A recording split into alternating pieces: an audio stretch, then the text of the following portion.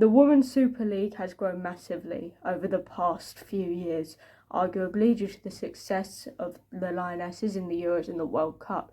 Okay, but how much do people actually know about these teams? I don't know.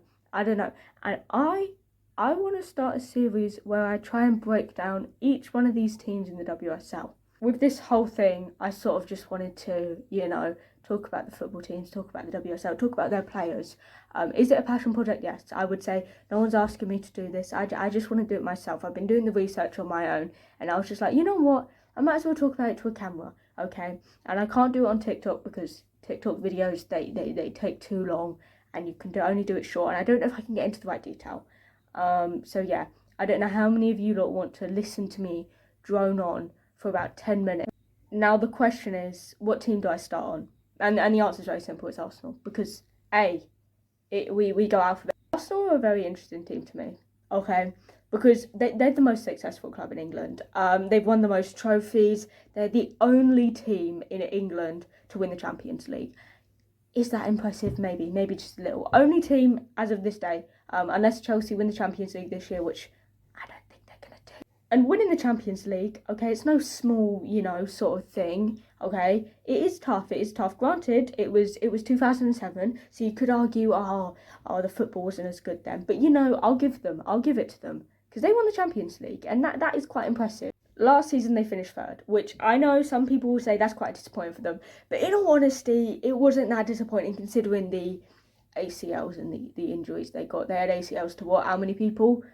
Four people. Now that I'm thinking about it, four. Many of them being these big people. Now with their manager, Jonas Eidevall, you sit there and you think, okay, maybe they can title challenge this year. But after a couple games, I've sat there and I thought maybe not, because there were some glaring issues in this Arsenal side that no one seems to talk about. And maybe all this is me defending Zinsberger for 10 minutes.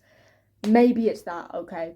And there will be no Zinsberger hate here. If you thought this was, Zinsberger bad, no. This is Zinsberger good, and Zinsberger doesn't need to be replaced, okay? Anyway, over the past couple of games that Arsenal have played, there was a glaring issue that for me, every time I watch it, I sit there and I think, and it's that defence. I don't know, I just don't, it's so bad. There is something about it that is just shocking, and everyone instantly blames the goalkeeper. I know it's easy to blame the goalkeeper, you can just sit there and go, well, for the Tottenham goal, Zinsberger didn't move, and granted, you could say that, but I don't think that's the case. Okay, it's that defence. We saw it against Watford, where that defence just lost the ball instantly. We saw it against Tottenham, where no one was marking their players. People could just run through. Arsenal perform when they play against these quote-unquote big teams. You look at these big teams, you look at Chelsea. What was the score? 4-1.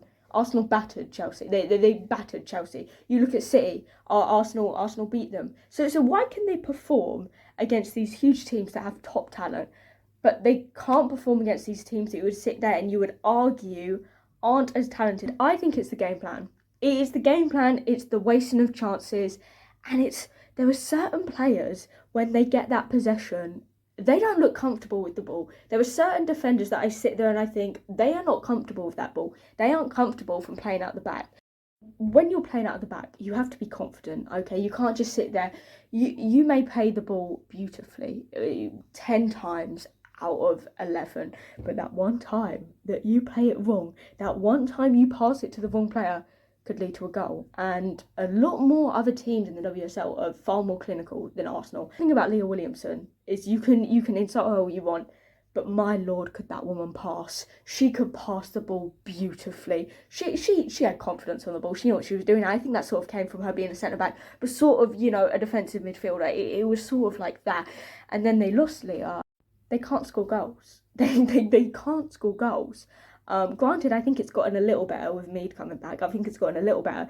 But still, their goal scorer that I sit there and I think is their most clinical attacker, Blacksenius, is sitting on the bench. She's on the bench.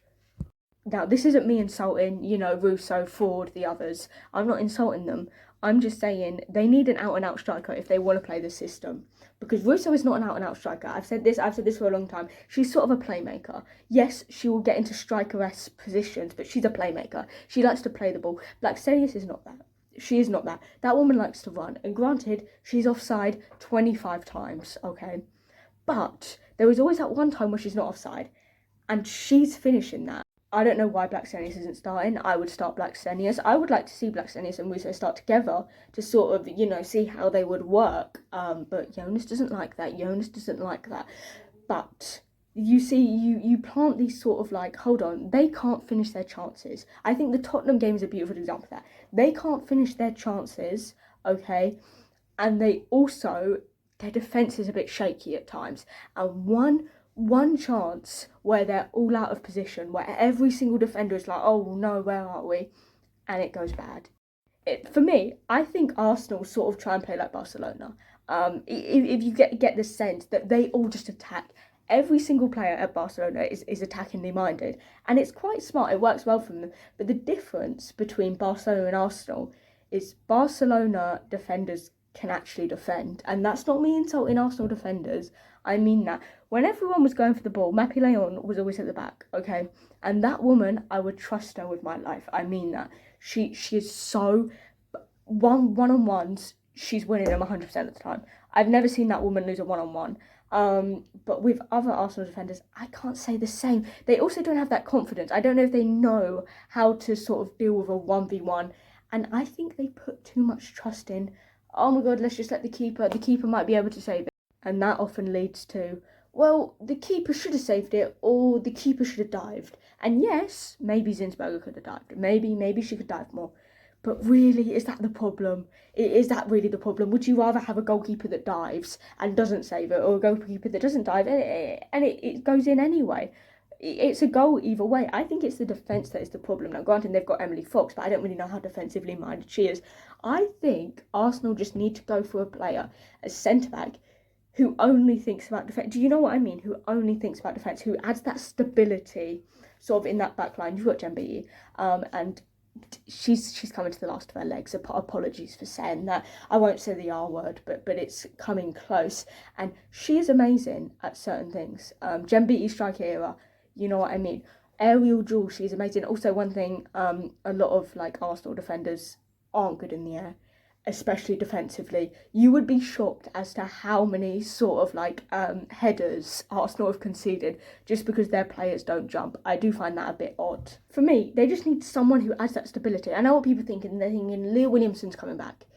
I wouldn't put all your eggs into the Leah Williamson basket because she's just come back from a horrific injury that takes ages and does stuff on the mental. So I really wouldn't, sort of put, all of it like, if she comes back, then everything's going to be fine, because I don't think that's the case. I think they need to go out for someone a bit more, who can actually properly defend. Maybe sort of like a Paredes type. I know they can't get Paredes because Paredes, I know they can't get her, but someone like that, someone who's just a rock in that defence that you sit there and you think, wow.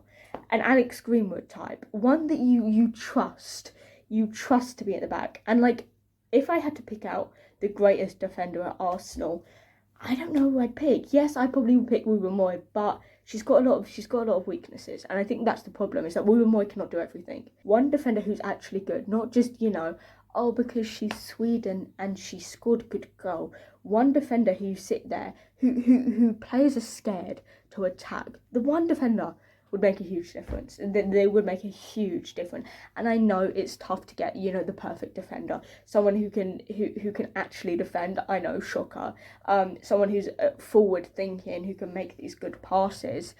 Instantly, I think of Alex Greenwood, I think of Mapleon, I think of Paredes, but all three of those, they seem stable in their clubs. They're not moving, and especially they're not moving to Arsenal. But I think they should start looking, down the ranks. I think, so instead of, going to Sweden or what, because Arsenal have scouts. We know Arsenal have scouts. Maybe start looking at other places, like a certain Germa. For me, I don't think Arsenal need this whole new revamp of the squad. I don't think so, because I think players coming back from injuries will feel like a new player. I don't think they need, they do need to do a clear out. But I don't think they need, let's just go buy every single player we could. I don't think that's working. I think they need to get another goalkeeper. But I don't think they need to go for one of these big names. I think they need to go for sort of a youngster who, granted, they might not look the best, but you can mould into the perfect keeper. I also think they need to go for another defender, maybe two, depending on injuries and depending on who leaves. Maybe you could argue another defensive midfielder. I don't know. It depends on Jonas. It depends on who he plays as well, because they have youngsters. They have a lot of youngsters on loan as well. You have to think about that, the youngsters on loan. But will he play them is the question. Will he play them? Because there are certain times where you have to put trust into those youngsters, and often it works. Often it works. But will Jonas do it? That is me done blabbering about Arsenal and the problems with them. I don't know if anyone actually cares about this. I don't know if it's just me ranting for 10 minutes about nothing, but I feel like I was doing a lot of research. I really want to talk about this. I don't know, there's just something, I think it's a little passion project. I really do like women's football. Obviously, I think most people can tell. And you don't really see many analysis like this online, so I feel like I have to do it. I made 0 cents. I just started my word 0 cents. This is my first ever full big video. It is filmed off a Samsung Android. I don't know if you can tell by the camera quality and the audio quality. It's not very well done. It will be edited in Canva, which is, top tier. So please let me know if you like this. Please let me know if you hate this. If this is dreadful. If maybe I should just stick to TikToks where I just speak to a camera. So yeah, thank you. Whoever watched it, whoever watched this far, and tell me if you enjoyed it. If you want me to do it for other teams, I can. If you want me to talk more about Arsenal, it's not going to help the Arsenal fan allegations, I understand, but I still can do it. Thank you.